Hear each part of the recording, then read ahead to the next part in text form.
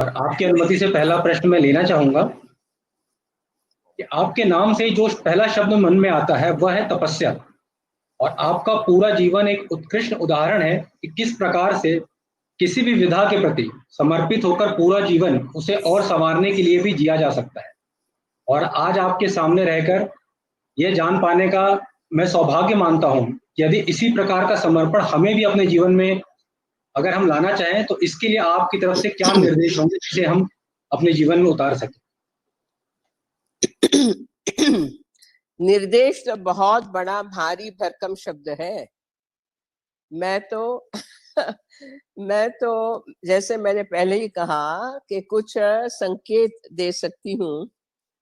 और सबसे पहले ये मेरा विचार है, एक साधे सब सधे, सब साधे सब जाए। तो कहा गया है कि शायद ये संत कबीर का लिखा हुआ है, लेकिन बहुत पुराना विचार है, प्राचीन विचार हमारी परंपरा में है कि आप जीवन में किसी एक विचार को, वस्तु को, आदर्श को, मूल्य को पकड़ लें और उसी रास्ते पे आप चलते जाएं तो बहुत सारे और रास्ते खुलते हैं। क्योंकि भारतवर्ष की हमारी परंपरा में, हमारी दर्शन परंपरा में, फिलॉसफी में, हमारे संस्कृति में ये देखा गया है, हजारों वर्षों, हम कहते हैं हजारों वर्ष पुरानी है सभ्यता, संस्कृति के जैसे कि मैं आपसे कहूं कि मेरा अपना जो क्षेत्र है नृत्य, अब नृत्य को मात्र आज की तारीख में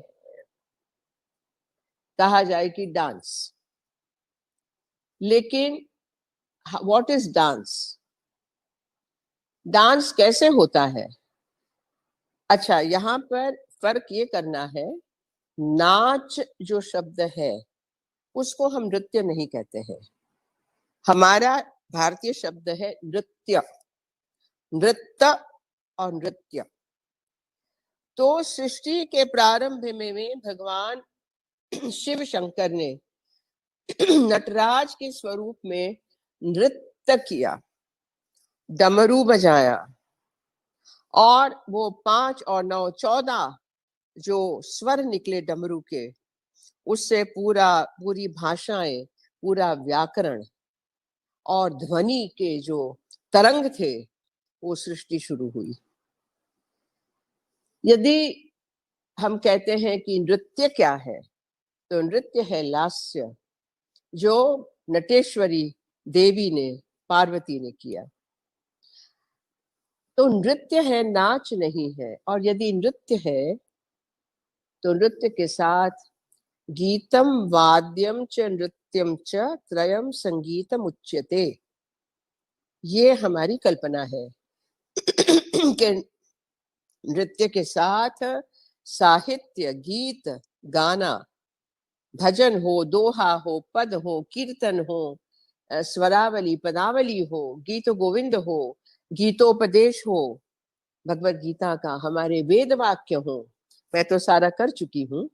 तो पूरा साहित्य हमारे पृष्ठभूमि में रहता है और वाद्य रहते हैं, वीणा है, वेणु है, पखवाज है, मंजीरा है, बहुत सारे वाद्य जो हमारे शिल्पों में भी दिखते हैं। और नृत्य जो होता है उसमें हमारी परंपराएं जुड़ी हुई है, हमारे गुरुओं की अनुभूतियां जुड़ी हुई हैं, उनके दर्शन जुड़े हुए हैं, जिसको हम कहते हैं कि डीपेस्ट मेडिटेशन से उनको जो जो छवियां प्राप्त हुई, जो जो उन्होंने देखा, जो जो अनुभव किया, वो सारा उन्होंने नृत्य में ढाला, गीतों में ढाला, और वही चला आ रहा है। उसके ऊपर मैं ये कहूं कि शरीर तो हम सबका है, आपका भी है, मेरा भी है। फर्क क्या है? What's the difference? There is a huge difference कि वही जो प्रकृति में स्वर है और लय है। लय है, समान गति से यदि लयबद्ध हमारी सांस चले तो हम स्वस्थ हैं। यदि ये लय अटक जाती है तो हम अवसान को प्राप्त होते हैं, मृत्यु को प्राप्त होते हैं। और लय यदि ऊपर नीचे होती है तो हम बीमार होते हैं। यदि स्वर हमारे कान में नहीं गूंजता, जिसका परम चरितार्थ स्वरूप है ओम, ओमकार, और वो स्वर से बने हुए सारे स्वर, जिसको कहते हैं आंगिकम भुवनम यस्य वाचिकम सर्ववांगमयम आहार्यम चंद्र ये चंद्र तारादि तम नमः सात्विकम शिवम नटराज। ये उनका वर्णन है।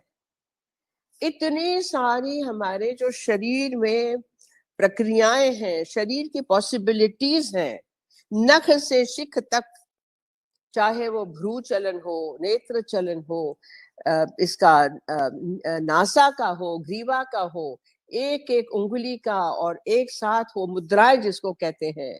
पूरे शरीर में कितने अवयव हैं, अंग उपांग प्रत्यंग हैं, उन सबको कैसे चलाना, कैसे अलाइन करना, कैसे कोऑर्डिनेट करना, और जो हमें चाहिए उस लय स्वर शब्द के साथ उसको जोड़ना, जिसका जो अर्थ निकले तो वो दूर दूर तक पहुंचे और दर्शक हैं वो विभोर हो जाएं और वो एक अलग दुनिया में चले जाएं। इतना सारा जो है किससे आता है? एके साधे सब सधे।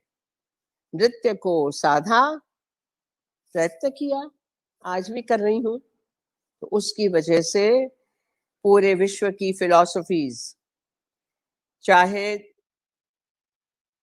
पश्चिम, चाहे जापान, चाहे साउथ ईस्ट एशिया, उनकी भाषाएं, उनके मंदिर, उनके शिल्प, उनकी दर्शन, उनके नृत्य, उनके संगीत, विशेष विशेष विशेष the classical ballet of the west, and जो हमारे चेकोव्स्की, बाख, बेथोवन, मोत्सार्ट, कितने सारे, ये भी मैंने बहुत सुने हैं। मैंने बैलेज लिखे हैं, मैंने जापानीज बड़े मास्टर के साथ, काबुकी मास्टर के साथ नृत्य किया है जापान, टोक्यो में। तो ये हमें कैसे प्राप्त होता है? एकमात्र नृत्य साधने से हम पूरे विश्व के साथ जुड़ते हैं। स्वर ताल सब जगह है, स्वर लय सब जगह है, लेकिन जब उस स्वर लय प्रकृति में जो समाया है उसकी हम अवहेलना करते हैं, तो आज हम जो देख रहे हैं वो होता है। जगह जगह बाढ़, जगह जगह भूकंप, जगह जगह ज्वालामुखी फटना, जगह जगह आग लगी हुई है दुनिया भर में। क्या नहीं हो रहा? ये सारा नृत्य सीखने की वजह से समझ में आता है कि जैसे शरीर को स्वर लय ताल से चलाइए, विचार स्वर ताल लय में चलाइए, तो आपका व्यवहार भी स्वर लय ताल से चलेगा, आपकी वाणी भी स्वर लय ताल में सुनाई देगी। ये सारा एक से आया, नृत्य से। तो मेरा एक ही कहना है, निर्देश नहीं है, मेरे जीवन का अनुभव है, एके साधे सब सधे। जी।